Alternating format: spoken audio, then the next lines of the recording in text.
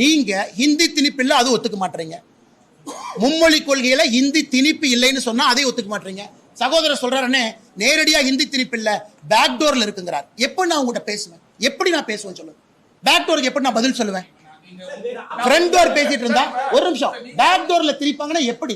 நாளைக்கு காலையில முதலமைச்சர் கையில் எப்படி நான் பேக் டோர்ல திணிப்பாங்க? எப்படி நான் திணிப்பாங்க? இல்லன்னு நீங்க என்ன சொல்றீங்க? இல்லன்னு சொன்னாங்க, இல்லன்னு சொன்னாங்க, இல்லன்னு நீ கால்ஃபர் பண்ணு, குவாலிஃபை பண்ணு, வர சொல்லு.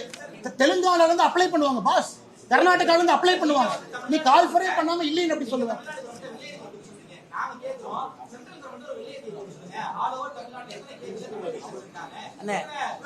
தலைவா ஒண்ணு பண்ணுங்க, நீங்க குழந்தைங்க பார்த்துட்டு இருக்கா. உங்க குழந்தை எங்க படிக்கிறாங்க? கல்யாணம் ஆகி குழந்தை வரும்போது எங்க படிப்பாங்க? நீங்க எங்க படிச்சீங்கன்னா படிச்சீங்க, சரி.